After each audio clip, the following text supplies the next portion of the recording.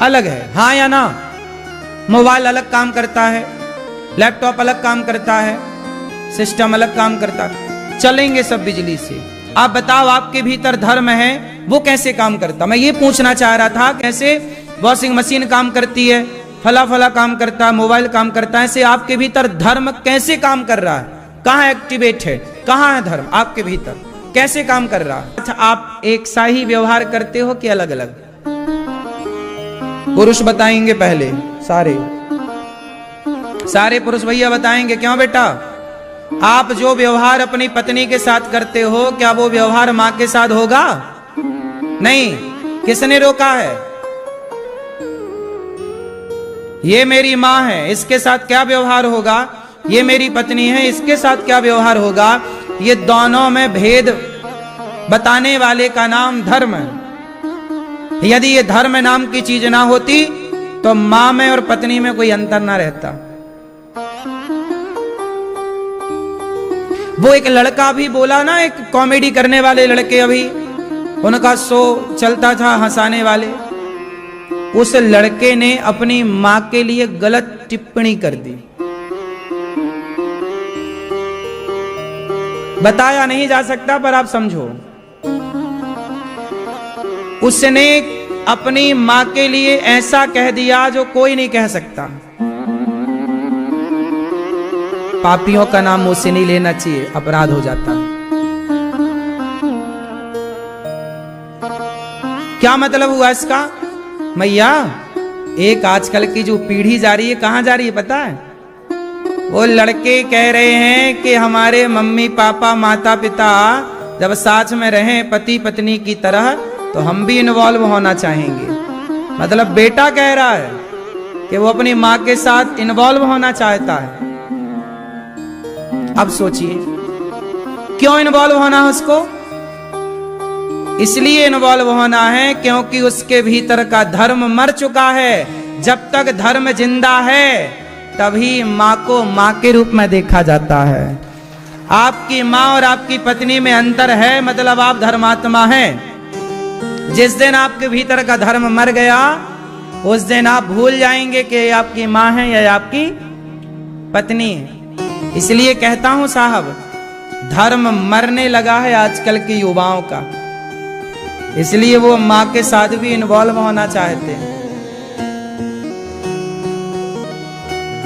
इसलिए हाथ जोड़ के कहता हूं, इतना ना पड़ जाओ कि तुम अपने मां और बेटे की भी मर्यादा भूल जाओ। इतना हावी हो गया है आज के लड़कों में, आज की लड़कियों में, ये जो शारीरिक गर्मी है ना, जिसे वासना कहते हैं, आज ये वासना इतनी हावी हो गई कि सोचिए, वो वासना अभी तक तो लड़का लड़की तक सीमित थी, अब तो वो अपनी मां तक पहुंचना चाह रहा है कि मैं ये वासना का प्रयोग अपनी मां के साथ भी करूंगा। अब सोचिए कितना ये युवा पीढ़ी है। युवा पीढ़ी के आई कौन थे वो लोग? युवा पीढ़ी उन्हें फॉलो करती थी जो इतने गलत रास्ते पर ले जाना चाहते थे पीढ़ी को। अब सोचिए, खुलेआम वहां लड़कियां बैठती, लड़के बैठते, खुलेआम गलत गलत शब्द बोलते, खुलेआम मैया, खुलेआम। इसलिए अपने बच्चों को थोड़ा कम पढ़ाओ मेरी मां, थोड़ा संस्कार ठूस ठूस के भरो।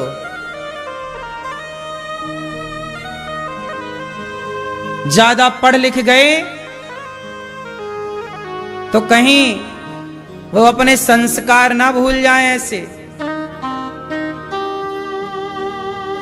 संस्कारवान बच्चे हों तो अच्छे हों, वरना बच्चे ना हों। जननी जने तो भक्त जने, या दाता या सूर, या से तो बंध्या भली काहे गवावे नूर। सही है? क्यों मेरे भाई, समझ आ रही है बात? थोड़ी भी लाज शर्म नहीं थी उन लड़कों में? बताओ क्या कह रहे हो, और दांत और निकाल हंस रहे हैं इस बात को कह के, मतलब शर्म नहीं, क्योंकि धर्म नहीं है। मेरी मां ये बात आप कभी नहीं बोल सकते। यहां जितने लड़के बैठे हैं वो अपनी मां के लिए ऐसा कभी सोच नहीं सकते, क्योंकि आपके भीतर धर्म है। और जिनके अंदर धर्म मर गया ना,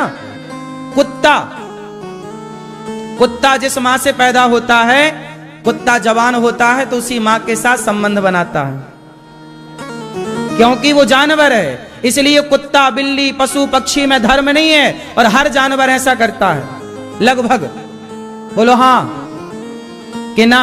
बात समझ रहे हैं? बिल्ली का बच्चा जब जवान होता है, उसका बिलार बड़ा, तो वो अपनी मां के साथ संबंध बनाता है, क्योंकि वो जानवर श्रेणी में आते हैं। लेकिन आप मनुष्य हैं, आपको पता है सारी जिंदगी कि ये मेरी मां है, क्या व्यवहार करने, इसलिए मां के पांव धोकर पिए जाते हैं। इसलिए हमारे वेद कहते हैं मनुष्यों के लिए है मातृदेवो भव, कुत्ता के लिए नहीं है कि मातृदेवो भव, गधा के लिए नहीं है कि मातृदेवो भव, मनुष्य के लिए है कि माता भगवान, पिता भगवान।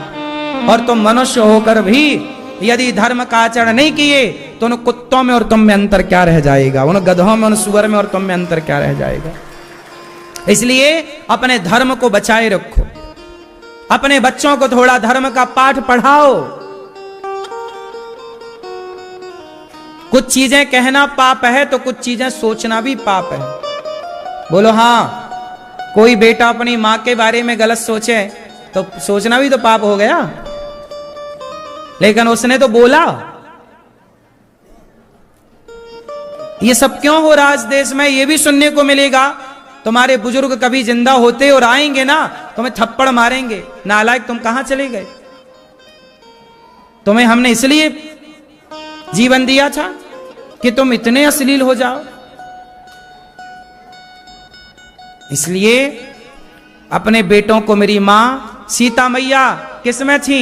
लक्ष्मण रेखा के अंदर, तब तक सुरक्षित थी। और जैसे ही लक्ष्मण रेखा को पार किया, लक्ष्मण रेखा नहीं है वो, मर्यादा की रेखा। किसकी रेखा है? जैसे ही मर्यादा की रेखा को पार किया, रावण उठा कर ले गया। जिस दिन आप और जिस दिन आपके बच्चे उस मर्यादा की रेखा का उल्लंघन करेंगे, उस दिन नाश हो जाएगा। इसलिए कहता हूं अपने बच्चों को संस्कारवान बनाओ, अपनी बेटियों को संस्कार बनाओ। स्त्रियों का आभूषण है लज्जा। स्त्रियों का आभूषण क्या है? बोलो। लेकिन वो जो लड़के जो उल्टा बोल रहे थे, कॉमेडियन, वहां पर एक लड़की भी बैठती थी, वो लड़की भी इतनी गलत गलत बातें करती थी, उसके अंदर लज्जा नहीं है। ये नारियों के नाम पे कलंक है कि नहीं? इसलिए मेरी मां, तुम अपनी बेटियों को थोड़ा लज्जा सिखाना। हे बेटी, लज्जा जानती हो क्या होती है? इसलिए हमारे यहां कपड़ा ढकने की, मतलब शरीर को ढकने की परंपरा रही है। कपड़े से शरीर को ढका जाता है। आजकल तो पैसे दे के फटे कपड़े लोग खरीद रहे हैं ताकि दिखे। पता नहीं क्या दिखाना चाह रहे हैं लोग और क्या देखना चाह रहे हैं लोग। बोलो हाँ। आजकल बड़े बड़े शहरों में देखो, लड़कियां, स्त्रियां अर्धनग्न घूम रही हैं मैया। हाँ या ना? आधी से ज्यादा बिल्कुल वो निर्वस्त्र हैं। पता नहीं क्या ढकने के लिए पहना है कपड़ा। ऐसी स्त्रियां, ये नारी का लक्षण नहीं है। लज्जा नारी शक्ति है। शक्ति छिपी हुई होती है ना? मर्यादाएं सब चीज में लागू होती। मर्यादा। ध्रुव जी महाराज को भगवान ने राजा बनाया। अंत में ध्रुव जी ने सब अच्छे कार्य किए। उनके भाई को यक्षों ने मारा, ध्रुव जी को भी गुस्सा आया, यक्षों को मारा, बदला लिया। तब मनु जी ने आकर समझाया, कुबेर जी ने भक्ति का पाठ पढ़ाया, ध्रुव जी ध्रुव लोक को गए। भगवत धाम माँ को साथ में लेकर पांव रखकर ध्रुव जी मृत्यु के सिर में पांव रख करके भगवत धाम गए। इन्हीं ध्रुव जी के वंश में आगे चलकर भगवान पृथु हुए और